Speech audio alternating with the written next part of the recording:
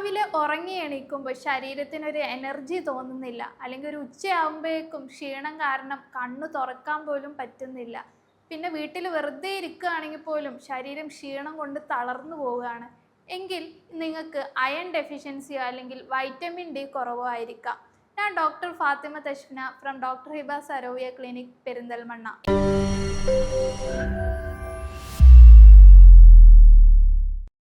നിങ്ങളായിട്ട് ഡിസ്കസ് ചെയ്യാൻ പോകുന്നത് വൈറ്റമിൻ ഡിയും അതുപോലെ അയൺ ഡെഫിഷ്യൻസി കാരണം വരുന്ന ബുദ്ധിമുട്ടുകളും ഭക്ഷണക്രമത്തിലൂടെ അത് എങ്ങനെ പരിഹരിക്കാം എന്നുള്ളതാണ്. ഇതോടൊപ്പം തന്നെ സ്ഥിരമായിട്ട് ക്ഷീണം അനുഭവിക്കുന്നവർക്ക് സ്ഥിരമായിട്ട് എനർജി നിലനിർത്താൻ കഴിക്കുന്ന ഭക്ഷണങ്ങൾ കൂടിയാണ് ഇന്ന് നമ്മൾ ഡിസ്കസ് ചെയ്യാൻ പോകുന്നത്. നമ്മുടെ ശരീരത്തിൽ ഹീമോഗ്ലോബിൻ പ്രൊഡ്യൂസ് ചെയ്യാൻ അത്യാവശ്യമായിട്ടുള്ള ഒരു ഘടകമാണ് അയൺ. ഹീമോഗ്ലോബിൻ്റെ ഫങ്ഷൻ എന്തെന്ന് വെച്ചാൽ നമ്മുടെ ബോഡിയിലുള്ള എല്ലാ സെൽസിലേക്കും ഓക്സിജൻ എത്തിക്കുക എന്നുള്ളതാണ്. അപ്പോൾ അയൺ ഡെഫിഷ്യൻസി കാരണം നമ്മുടെ ശരീരത്തിലെ എല്ലാ ഭാഗത്തേക്കും കൃത്യമായിട്ടുള്ള അളവിൽ ഓക്സിജൻ എത്തുകയില്ല. അത് കാരണമായിട്ട് അമിതമായിട്ടുള്ള ക്ഷീണം തോന്നുന്നു. ഇതോടൊപ്പം തന്നെ അയൺ കുറവുള്ളവർക്ക് തലകറക്കം, തലവേദന, കിതപ്പ്, ഒന്ന് സ്റ്റെപ്പ് കയറുമ്പോഴേക്കും അല്ലെങ്കിൽ ഒന്ന് സ്പീഡിൽ നടക്കുമ്പോഴേക്കും അമിതമായിട്ട് കിതപ്പ് തോന്നുക, അതോടൊപ്പം തന്നെ നമ്മുടെ നഖം പൊട്ടിപ്പോവുക, ഇതുപോലെയുള്ള ലക്ഷണങ്ങൾ അയൺ കുറവുള്ളവരിൽ കണ്ടുവരാം. അയൺ ഡെഫിഷ്യൻസി എന്നുള്ളത് ഒരു കോമൺ ന്യൂട്രീഷണൽ ഡിസോർഡർ ആണ്.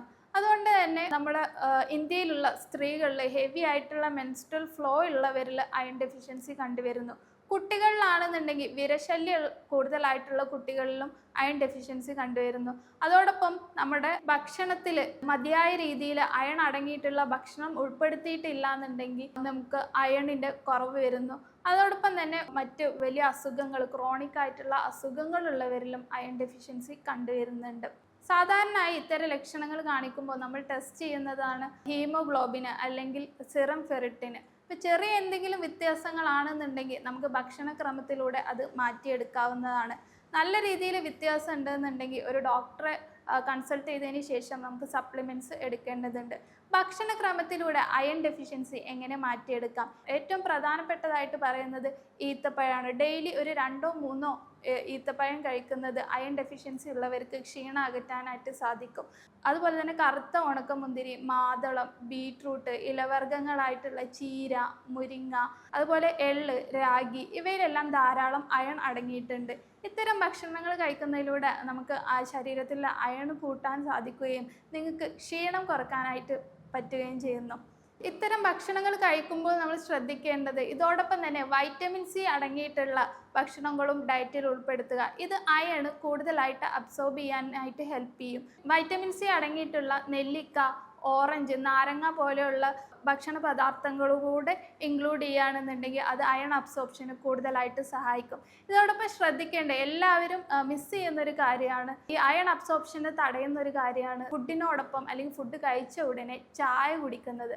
അപ്പോൾ ഭക്ഷണം കഴിച്ചതിന് ഒരു മണിക്കൂർ ശേഷം മാത്രം ചായ കുടിക്കുക, അല്ലെങ്കിൽ അത് വൈറ്റമിൻ അബ്സോർപ്ഷനെ തടയുകയും നമ്മൾ എത്ര ഫുഡും സപ്ലിമെൻറ്റ്സും കഴിച്ചാലും നമുക്ക് ആ ഒരു ഡെഫിഷ്യൻസി മേക്കപ്പ് ചെയ്യാൻ പറ്റാതെ വരികയും ചെയ്യുന്നു. അപ്പോൾ ഇത്തരം കാര്യങ്ങൾ അയൺ ഡെഫിഷ്യൻസി ഉള്ളവർ ശ്രദ്ധിക്കേണ്ടതാണ്. ഇനി ക്ഷീണത്തിൻ്റെ മറ്റൊരു കാരണം വൈറ്റമിൻ ഡി ഡെഫിഷ്യൻസി ഉള്ളവരിലായിരിക്കും. കാര്യമായിട്ട് ജോലികളൊന്നും ചെയ്തിട്ടില്ലെങ്കിൽ പോലും അമിതമായിട്ടുള്ള ക്ഷീണം തോന്നുക, അമിതമായിട്ടുള്ള മുടി കൊഴിച്ചിൽ, അതുപോലെ തന്നെ കയ്യിലും കാലിലുള്ള മസിൽസിൽ ഈ വൈറ്റമിൻ ഡി എന്ന് പറയുന്നത് നമ്മുടെ എല്ലുകളുടെ ബലത്തിനും അതുപോലെ ഇമ്മ്യൂണിറ്റി, നമ്മുടെ മാനസിക ആരോഗ്യത്തിനൊക്കെ വളരെ പ്രധാനപ്പെട്ട ഒരു വൈറ്റമിൻ ഡി ആണ്. അതുകൊണ്ട് തന്നെ വൈറ്റമിൻ ഡി കുറയുമ്പോൾ നമ്മുടെ കയ്യിലും കാലിലും എല്ലുകൾക്ക് നല്ല പെയിന് തോന്നും. അതുപോലെ തന്നെ മസിൽ ക്രാംസ്, രാവിലെ എണീക്കുമ്പോൾ തന്നെ കയ്യിലും കാലിലും ഒരു സ്റ്റിഫ്നെസ് തോന്നുക, വളരെ സിവിയർ ഡെഫിഷ്യൻസീസ് ഉള്ളവരിലാണെന്നുണ്ടെങ്കിൽ അത് അവർക്ക് മൂഡ് ചേഞ്ചസിലോട്ടും ഡിപ്രഷനിലോട്ടും ഒക്കെ വരെ നയിക്കാം. അതോടൊപ്പം തന്നെ സ്ഥിരമായിട്ട് നിങ്ങൾക്ക് അലർജിയുടെ ബുദ്ധിമുട്ടുകളുണ്ട്, എപ്പോഴും പനി, തുമ്മൽ, ചുമ ഒന്നും വിട്ടുമാറാതെ അസുഖങ്ങൾ വരികയാണെന്നുണ്ടെങ്കിൽ നിങ്ങൾ തീർച്ചയായും വൈറ്റമിൻ ഡി ടെസ്റ്റ് ചെയ്യേണ്ടതാണ്. അതോടൊപ്പം തന്നെ നിങ്ങൾക്ക് മുറിവുകൾ ഉണങ്ങാൻ താമസിക്കുകയാണെന്നുണ്ടെങ്കിൽ ഇത് വൈറ്റമിൻ ഡി കുറവിൻ്റെ ലക്ഷണങ്ങളായിരിക്കും. ഇനി വൈറ്റമിൻ ഡി ഡെഫിഷ്യൻസി ഉള്ളവർക്ക് ചെയ്യാൻ പറ്റുന്ന കാര്യങ്ങൾ, ഒന്നാമതായിട്ട് ഏറ്റവും പ്രധാനപ്പെട്ടത് പറയുന്നത് സൺലൈറ്റ് ആണ്. സൺലൈറ്റിൽ നിന്നാണ് ഏറ്റവും കൂടുതൽ വൈറ്റമിൻ ഡി കിട്ടുന്നത്. ഇപ്പോൾ ഉള്ളൊരു ജീവിതശൈലി അനുസരിച്ച് നമ്മൾ അധികം വെയിൽ കൊള്ളാറില്ല. എല്ലാവരും വീടിനുള്ളിൽ ഒതുങ്ങി കൂടുന്ന പ്രകൃതമുള്ള ആളുകളാണ്. ഇപ്പോൾ ജോലി ചെയ്യുകയാണെന്നുണ്ടെങ്കിലും നമ്മൾ ഓഫീസിൻ്റെ അകത്തോ മറ്റോ ഉള്ള ജോലികളാണ് കൂടുതലായിട്ട് പ്രിഫർ ചെയ്യുന്നത്. പുറത്തിറങ്ങിയുള്ള ജോലികളൊക്കെ കുറവാണ്.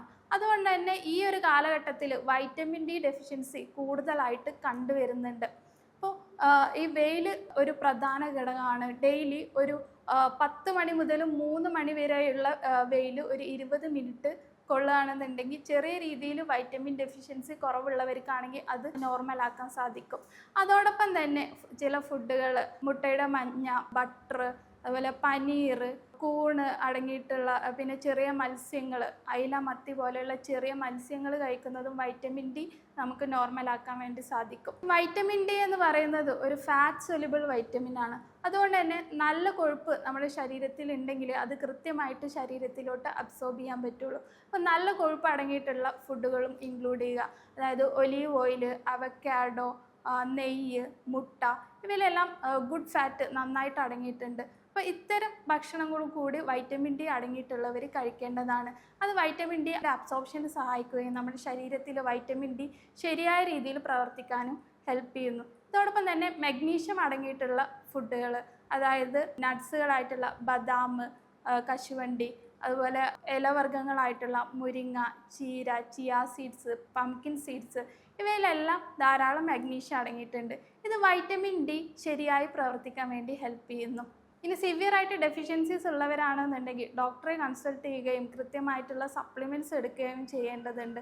ഇത്തരം ഭക്ഷണങ്ങളിലൂടെയും അതുപോലെ തന്നെ വെയിൽ കൊള്ളുന്നതിലൂടെയും വൈറ്റമിൻ ഡി നോർമലാക്കാൻ സാധിക്കും. ഇനി ഞാൻ പറയാൻ ഉദ്ദേശിക്കുന്നത്, ഇപ്പോൾ സ്ഥിരമായിട്ട് ക്ഷീണം അനുഭവിക്കുന്ന ആളുകളാണെന്നുണ്ടെങ്കിൽ അവർക്ക് 4 ഭക്ഷണങ്ങൾ അവരുടെ ഡയറ്റിൽ ഉൾപ്പെടുത്തുകയാണെന്നുണ്ടെങ്കിൽ അവർക്ക് ഈ ഒരു സ്ഥിരമായിട്ടുള്ള ക്ഷീണം ഒഴിവാക്കാനും കൂടുതലായിട്ട് എനർജറ്റിക് ആയിട്ടിരിക്കാനും പറ്റും.